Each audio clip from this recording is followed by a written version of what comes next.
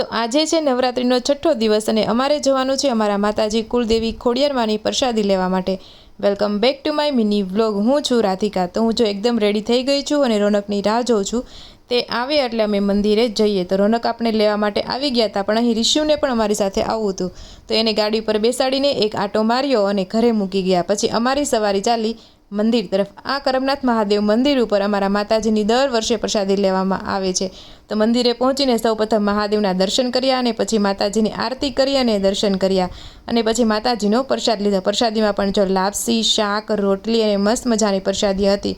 બધા લોકો માતાજીના દર્શન કરતા હતા અને બધાએ પ્રસાદી ગ્રહણ કરી। પછી બધા સગા સંબંધીઓને મળ્યા અને જય શ્રી કૃષ્ણ કીધા। પછી મહાદેવની વિદાય લઈને ઘર તરફ જવા માટે નીકળી ગયા ને પછી રસ્તામાં મન થયું કે કોકો પીવો છે, તો કોકો પીવા માટે પણ નીકળી ગયા। પછી વળતા અમે શેરી ગરબા બધા એન્જોય કર્યા અને બધા શેરીમાં ધૂમધામથી બધા ખેલૈયાઓ છે ને રમતા હતા।